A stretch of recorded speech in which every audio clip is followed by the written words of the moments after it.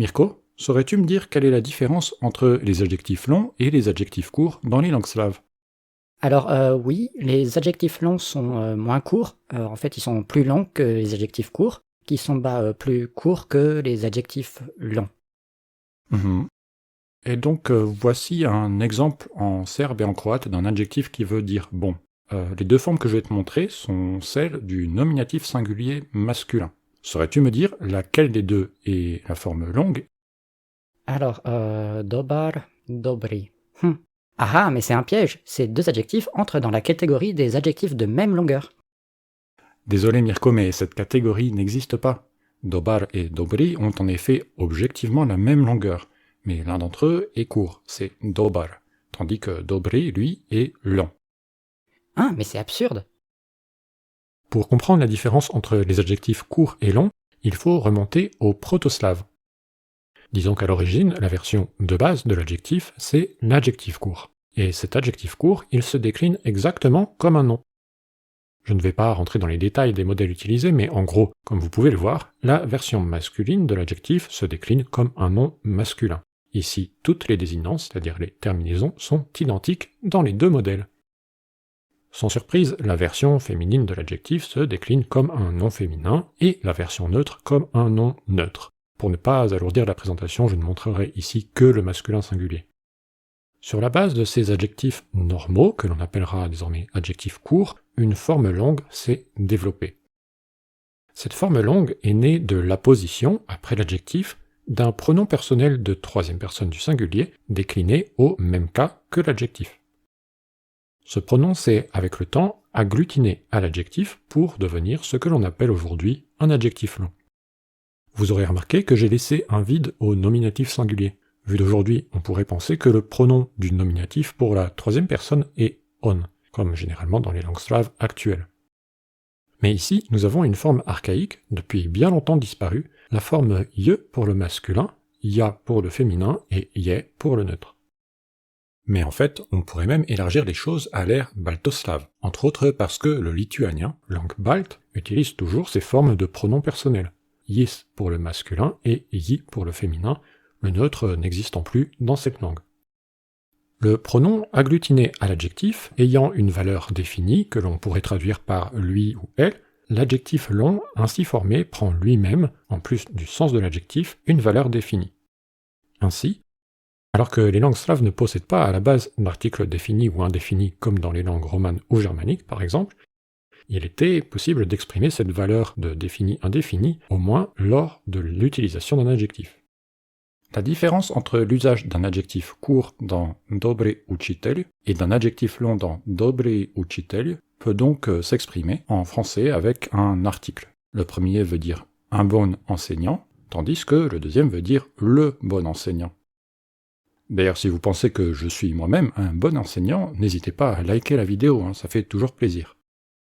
Et donc ça donne des terminaisons super compliquées du coup, ces formes longues. Dobrujemu.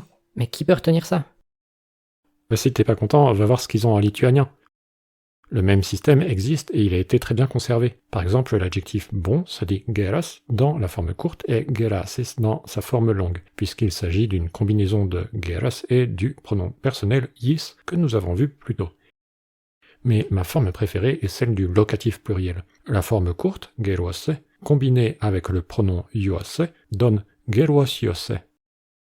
Une syllabe pour la racine de l'adjectif et 3 syllabes pour la désinence. Et quel bel enchaînement de diphtongues et de triphtongues! Non mais vraiment, sans rire, si vous vous intéressez aux langues slaves, intéressez-vous aussi au lituanien.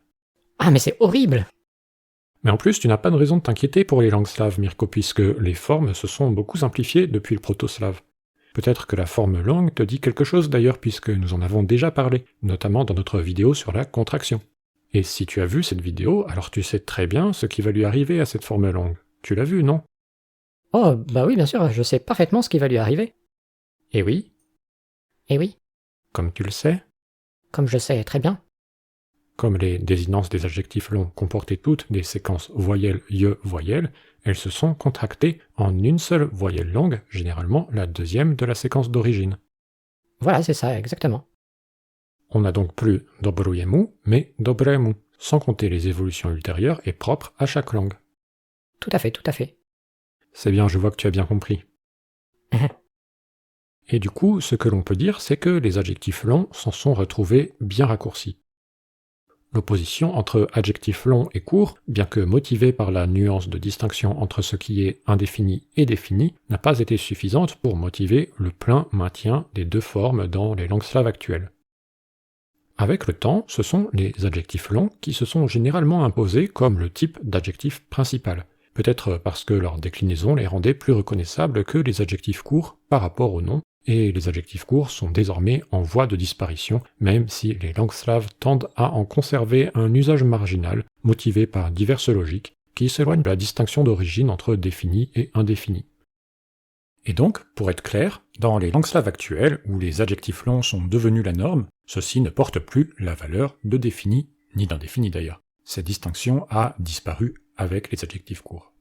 Ce sont tout simplement des adjectifs qui jouent leur rôle normal d'adjectif, comme en français ou en anglais. Les langues slaves où la distinction de défini-indéfini a été la mieux conservée sont les langues slaves du Sud, particulièrement le croate et le serbe.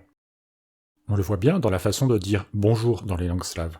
Les langues slaves de l'Ouest et de l'Est ont, après la racine dobr de l'adjectif bon, la désinence longue en i, tandis que les langues slaves du Sud n'en ont pas.